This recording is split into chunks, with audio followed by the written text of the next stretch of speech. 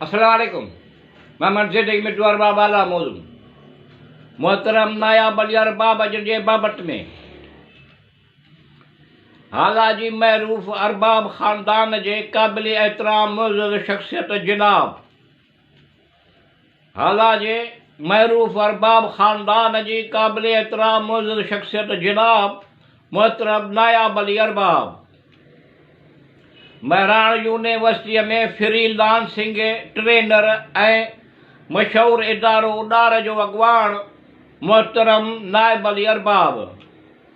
महराण university में दर्स ऐं तदरीस जो कमु कंदड़ महराण यूनिवर्सिटी में दर्स ऐं तदरीस जो कमु कंदड़ PITB कंप्यूटर ते तरबियत ॾींदड़ محترم नायब ارباب मशहूर इदारो उॾार जो अॻवान फाउंडर मशहूर इदारो उॾार जो अॻवान फाउंडर محترم नायब ارباب सख़्तु महिनत ऐं जान फ़शानीअ खां कमु वठंदे सख़्तु महिनत ऐं जान फ़शानीअ खां कमु वठंदे इन मक़ाम ते पहुतो محترم नायब ارباب उॾार ऐं ख़ासि करे सिंधियुनि जे लाइ हुनर जेके कंप्यूटर ते उॾार में ख़ासि करे सिंधियुनि जे लाइ हुनर जेके कंप्यूटर ते जदीद टेक्नोलॉजीअ जे ज़रिए उन तरफ़ लाड़ो करायो محترم नायब ارباب आला जे महरूफ ارباب खानदान जे क़ाबिल एहतराम मुअज़्ज़ज़ शख्सियत जनाब محترم नायब ارباب उॾार में ख़ासि करे सिंधी छोकिरनि ऐं छोकिरियुनि खे उॾार में ख़ासि करे सिंधी छोकिरा ऐं छोकिरियुनि खे कंप्यूटर ते उन्हनि खे रोज़गार मिलियो محترم नायब ارباب उॾार में हुनर कंप्यूटर ते बरसरे रोज़गार थिया उॾार में हुनर कंप्यूटर ते बरसरे रोज़गार थिया पंहिंजे घर वेठे रोज़गार कनि पिया पंहिंजे घर ख़ुशहाली आंदी محترم नायब ارباب ॾेही परॾेही मुल्कनि में उॾार ज़रिए उन मां फ़ाइदो हासिलु कनि पिया ॾेही परॾेही मुल्क में उॾार ज़रिए उन मां फ़ाइदो हासिलु कनि पिया محترم नायब ارباب उॾार जो ख़्वाब डिजिटल सिंध ऐं उॾार जो ख़्वाब डिजिटल सिंध ऐं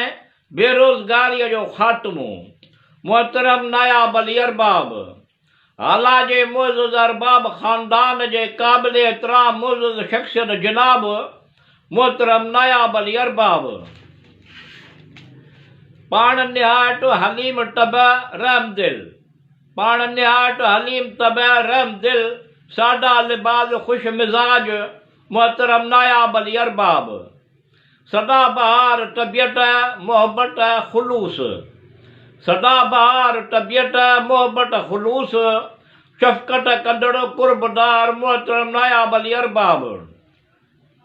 फलाह ऐं बहबूद लाइ पंहिंजे सालिह कोशिश में फलाह ऐं बहबूद लाइ पंहिंजी सालिह कोशिश में रोज़ बरोज़ इज़ाफ़ो कंदा अॻिते वधंदा रहनि था محترم नायब ارباب इल्मु तइलीम दर्स ऐं तदरीस जो अमल जारी सारी आहे इल्मु तइलीम दर्स ऐं तदरीस जो अमल जारी सारी आहे उस्ताद जी हैसियत सां पंहिंजूं ख़िदमतूं ॾेई रहिया आहिनि उस्ताद जे हैसियत सां पंहिंजूं ख़िदमतूं ॾेई रहिया आहिनि محترم नायब ارباب आला जे महरूफ ارباب खानदान जी क़ाबिल एहतराम मुअज़्ज़ज़ शख्सियत जनाब محترم नायब ارباب आला पंहिंजे इल्मी अदबी ख़ुसूसियतुनि जे बिना ते आला पंहिंजे इल्मी अदबी ख़ुसूसियतुनि जे बिना ते हिकु इनफ़िरादी हैसियत रखे थो محترم नायब ارباب आला जे सरज़मीन सदन खां अहले कलम खे जनमु ॾिनो आहे आला जे सरज़मीन सदन खां अहले कलम खे जनमु ॾिनो आहे उन्हीअ में मिठू निमाया आहे محترم नायब ارباب आला जे महरूफ अरबाब ख़ानदान जे क़ाबिल एहतराम मुअज़्ज़ज़ शख़्सियत जनाब محترم ناياب ارباب مہران یونیورسٹی میں فری لانسنگ ٹرینر مشہور ادارو اڈار جو اॻواڻ محترم ناياب ارباب आला जे महरूफ अरबाब ख़ानदान जे क़ाबिल एहतराम मुअज़्ज़ज़ शख़्सियत जनाब